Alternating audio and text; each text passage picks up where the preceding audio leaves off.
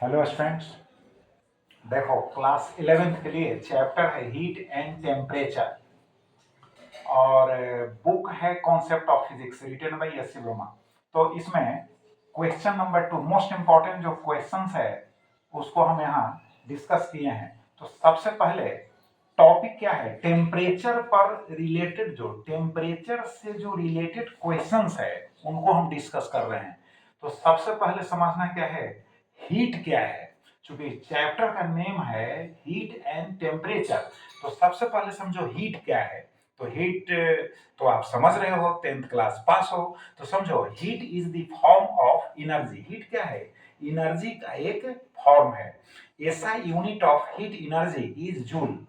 ऐसा यूनिट जो होता है हीट एनर्जी का वह जूल होता है, but common unit of heat energy is calorie.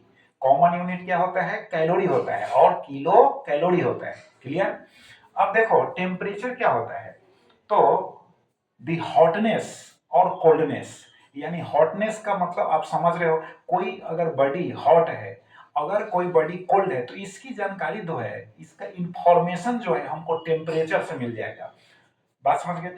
Without touching, बिना टच किए हुए अगर हम टेम्परेचर उस बॉडी का जान रहे हैं, मेरे नॉलेज में टेम्परेचर है, तो हम टेम्परेचर से आइडिया लगा सकते हैं कि वह बॉडी है ना हॉट है या कोल्ड है। क्लियर। तो कह सकते हो द डिग्री ऑफ हॉटनेस और coldness of a body, the degree of hotness और coldness of a body is called temperature. अब different scales of temperature develop किए गए टाइम टू टाइम। तो देखो जो कॉमन स्केल्स है उसको हम डिस्कस करेंगे। तो कॉमन स्केल्स को हम डिस्कस करेंगे तो Celsius scale of temperature, Fahrenheit scale of temperature and absolute scale of temperature which is also called kelvin scale of temperature.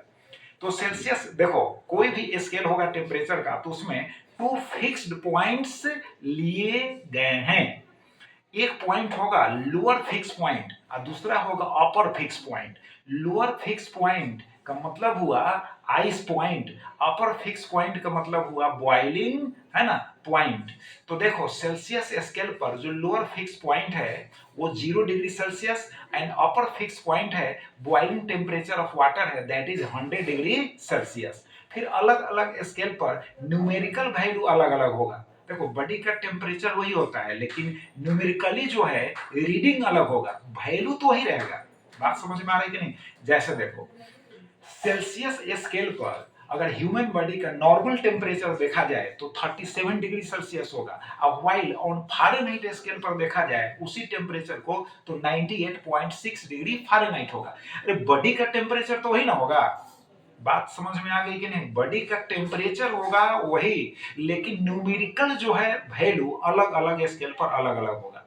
तो किसी भी स्केल पर आप मेजर करेंगे तो भाई न्यूमेरिकल वैल्यू अलग होगा लेकिन एक्चुअल जो वैल्यू होगा वो तो सेम ही होगा। बात समझ गए।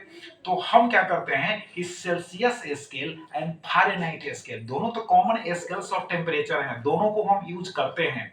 और लेबोरेटरी में स्पेशली हम लोग केल्विन स्केल और absolute scale of temperature use करते हैं, उसको भी डिस्कस करेंगे। तो पहले इन दोनों स्केल्स में स्केल्स के टेम्परेचर्स में रिलेशन समझ लो। C/5 इज इक्वल टू कितना होगा F-32/9। इसको याद रखना। सेल्सियस स्केल पर जो टेम्परेचर होगा एंड फारेनहाइट स्केल पर जो टेम्परेचर होगा उनमें रिलेशन याद रखो यार। C/5 अगेन बोल रहे हैं C/5 is equal to F-32/9।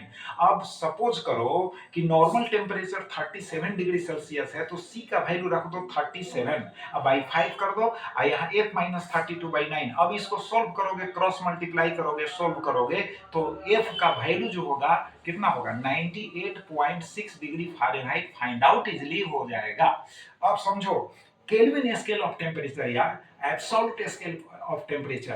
तो केल्विन साहब ने, लॉर्ड केल्विन साहब ने क्या किया कि एक ऐसे स्केल का निर्माण किया।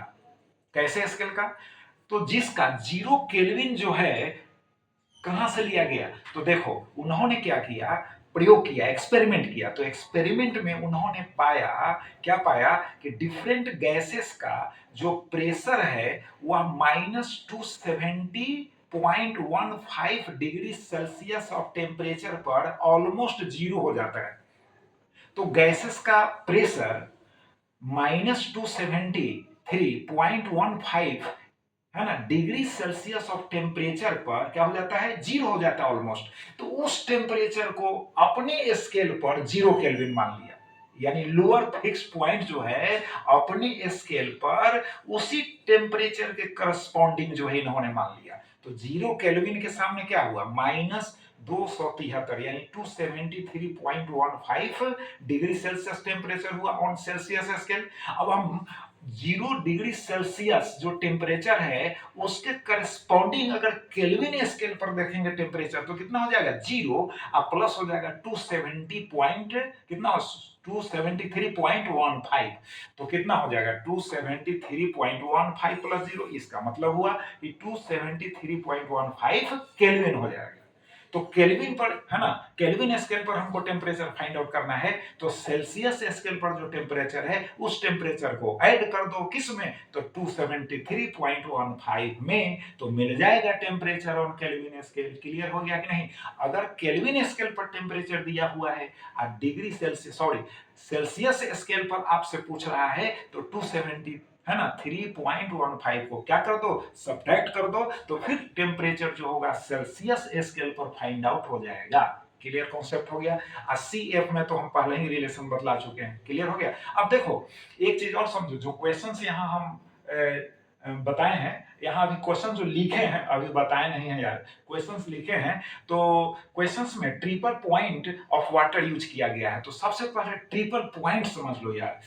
तो ट्रिपल पॉइंट क्या होता है, एक ही वेसल में अगर सॉलिड, लिक्विड एंड गैस, यानी जो states of matter, 3 states of जो मैटर है ना, पदार्थ की 3 अवस्थाएं हैं, ठोस, द्रव एवं गैस। तो सॉलिड, लिक्विड एंड गैस तीनों एक ही वेसल में, तीनों स्टेट्स जो है एक ही वेसल में अगर इक्विलिब्रियम में हो, बात समझ गए, तो जिस टेम्परेचर पर, जिस प्रेशर पर इक्विलिब्रियम में होंगे उसी टेम्परेचर एंड प्रेशर के करस्पॉन्डिंग जो पॉइंट होगा that point is called triple point. अब बात समझ में आ गया। तो ट्रिपल पॉइंट ऑफ वाटर पर यहां पर क्वेश्चन दिया गया है तो उसका हम फॉर्मूला यूज करेंगे। तो देखो T का मतलब हो गया temperature, T is equal to होगा PT, PT का मतलब जो अननोन टेम्परेचर है उस पर हो जाएगा प्रेशर। क्लियर हो गया। डिवाइडेड बाई होगा PTR, यानी ट्रिपल पॉइंट के करस्पॉन्डिंग जो प्रेशर होगा वह हो गया PTR, इनटू TTR यानी टेम्परेचर ऑफ ट्रिपल पॉइंट, तो उसको हम लेंगे 273.16 केल्विन लेंगे। क्लियर। तो इस फॉर्मूला से हम क्वेश्चंस को सॉल्व करेंगे। तो देखिए मोस्ट इंपॉर्टेंट क्वेश्चंस है कॉन्सेप्ट ऑफ फिजिक्स का जो हम डिस्कस करने जा रहे हैं। तो क्वेश्चन नंबर 2 देखो, a constant volume thermometer registers a pressure of, कितना रिकॉर्ड में लाता है प्रेशर। तो constant volume, different types of thermometers use किए जाते हैं। तो देखो ये constant volume thermometer registers a pressure of इतना पास्कल, देखो कितना प्रेशर है, इतना pascal at the triple point of water, water का जो ट्रिपल पॉइंट है ना, उस पर वाटर का जो ट्रिपल पॉइंट है उस पर प्रेशर वहां दिया हुआ है। ठीक। अब कहता है and A pressure of 2.050 into 10 to the power 4 pascal at the normal boiling point.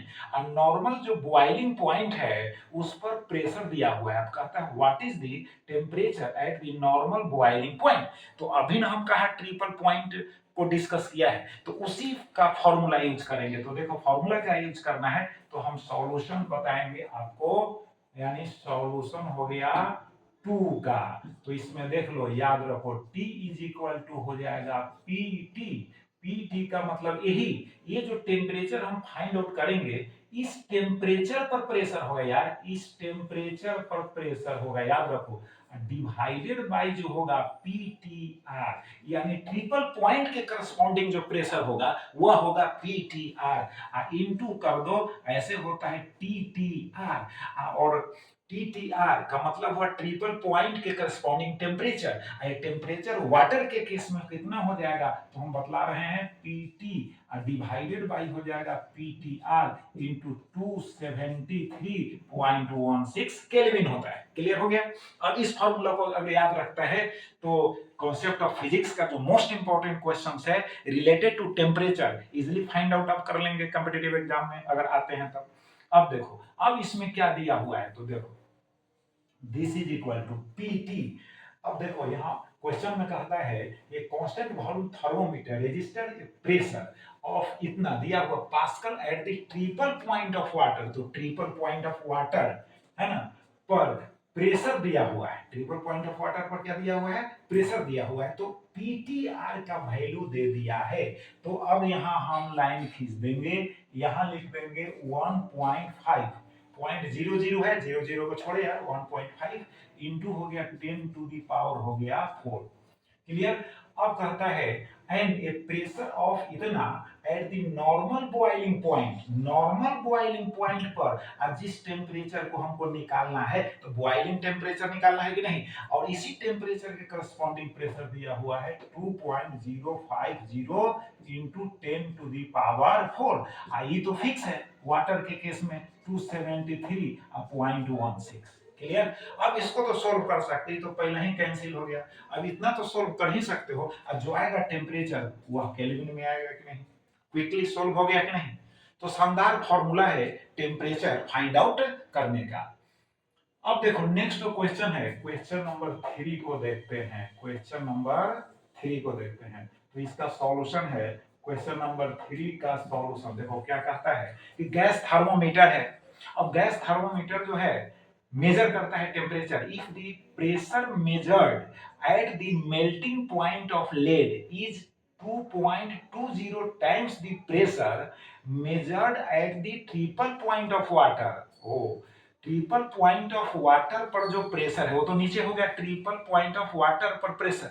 अरे प्रेशर के फॉर्म में हम टेम्परेचर मेजर करते हैं, अब समझ में आया कि नहीं, प्रेशर के फॉर्म में टेम्परेचर मेजर करते हैं। अब पहले भी तुम पढ़ चुका है कि फ्लूइड का जो प्रेशर होता है, फ्लूइड जो प्रेशर अप्लाई करता है एचरोजी होता है कि नहीं, एच क्या होता है, हाइट होता है कि नहीं, बात समझ में आ रही है। तो प्रेशर के आधार पर हम टेम्परेचर मेजर करते हैं। तो देखो यहाँ अब ये जो टेम्परेचर है, ये जो प्रेशर है यहाँ दिया हुआ है, if the pressure measured at the melting point of lead is इतना times the pressure measured at the triple point of water. इसका मतलब है कि ऊपर वाला ये समझ लो लेड का जो प्रेशर कह रहा है, ये नीचे वाले के रिस्पेक्ट में ये वाटर का ट्रिपल पॉइंट के करस्पॉन्डिंग प्रेशर है यार, तो इसके रिस्पेक्ट में इतना टाइम्स हो गया।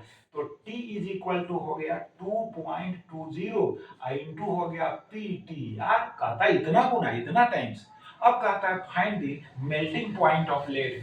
मेल्टिंग पॉइंट ऑफ लेड का मतलब क्या हुआ, टेम्परेचर ही तो निकालना है कि किस टेम्परेचर पर लेड जो है मेल्ट करता है, पिघलता है। यहाँ तो नीचे जो रहेगा वो तो PTR रहेगा ही, इसी का नहीं इतना टाइम्स हो गया यहाँ प्रेशर, बात समझ गए। और इंटू रहेगा 273.16, इसको कैंसिल करो और इसको मल्टीप्लाई कर दो 2.20 इंटू हो गया 273.16 और जो आएगा केल्विन में आएगा कि नहीं, तो मल्टीप्लाई तो कर सकते हो यार, कितना सिंपल है। अब देखो फॉर्मूला को यूज करना अगर जानते हो तब, फॉर्मूला जानना है, यूज करने का टेक्निक नहीं जान रहे हो फिर भी नहीं बनेगा। नेक्स्ट क्वेश्चन देखो, question number 4, the pressure measured by a constant volume thermometer, ठीक है, इज 40 किलो पास्कल है, क्या है, kilo pascal at the triple point of water. देखो प्रेशर कहां का है देख लो, at triple point of water, मतलब पीटीआर का वैल्यू दिया हुआ है। What will be the pressure measured at the boiling point of water, यानी इस टेम्परेचर पर कितना प्रेशर होगा। तो ये हो जाएगा सॉल्यूशन क्वेश्चन नंबर 4 का, यानी T is equal to P और T होगा डिवाइडेड बाय यहाँ नीचे हमको ट्रिपल पॉइंट ऑफ वाटर पर प्रेशर दिया हुआ है, कितना दिया हुआ है, तो 40 kilo pascal at the triple point of water. तो 40 किलो है तो 10 टू दी पावर 3 कर दो, यहाँ 273.16 कर दो। अब हमको देखो यहाँ निकालना है, क्या चीज निकालना है, देखो कहता है what will be the pressure measure at the boiling point of water. तो बॉइलिंग पॉइंट ऑफ वाटर यानी टी, टी ये दिया हुआ है, बॉइलिंग पॉइंट ऑफ वाटर यानी टी इज इक्वल टू हो गया बॉइलिंग पॉइंट ऑफ H2O लिख दिए। अब दिस इज इक्वल टू होता है 100 डिग्री सी। कितना होता है 100 डिग्री सी। अब 100 डिग्री सी है तो चूंकि केल्विन में है हमको निकालना, तो दिस इज इक्वल टू हम कर देंगे 100 अब प्लस कर देंगे 273.15, दिस इज इक्वल टू हो जाएगा 300, कितना हो जाएगा 373.15 केल्विन हो गया कि नहीं, 100 इसमें ऐड कर दिए है ना, तो कितना हो गया 373.15 केल्विन। अब यहाँ टी के जगह पर लिख देंगे 373.15 is equal to PTR divided by होगा 40 और इनटू हो जाएगा 10 टू द पावर 3 इनटू 273.16। अब क्या करेंगे PTR जो प्रेशर होगा इसको मल्टीप्लाई करेंगे 373.15 इंटू हो जाएगा 40, 4 इंटू कर दो यार 10 टू दी पावर 4 कर दो, जीरो यहाँ पुट कर दो और डिवाइडेड बाई, इसे डिवाइड कर देंगे, डिवाइडेड बाई हो जाएगा 273.16। अब सॉल्व कर लेना यार, ये हो गया प्रेशर तो पास्कल में आ जाएगा है ना। अगर 10 टू दी पावर यहाँ 3 रखोगे, यहाँ 40 रखोगे, यहाँ 10 टू दी पावर अगर 3 रखते हो तो इसको हटा दो और किलो पास्कल लिख दो यार, तो कितना हो जाएगा 373.15 इंटू इसको 40 ही रहने दो और नीचे 273 पॉइंट हो गया 16 और इसको क्या कर दो, इसको हटा दो और यहाँ किलो पास्कल लिख दो। किलो यानी 10 टू दी पावर 3 है तो ये हो गया किलो, पास्कल में आ गया, प्रेशर हो गया। तो कितना साफ साफ नीट एंड क्लीन जो है हम प्रॉब्लम्स को सॉल्व कर दिए। तो अब इसको प्रैक्टिस कर लो, अब जब प्रैक्टिस करोगे तो खुद भी सॉल्व करने का है ना तरीका जो है सीख जाओगे। Thank you.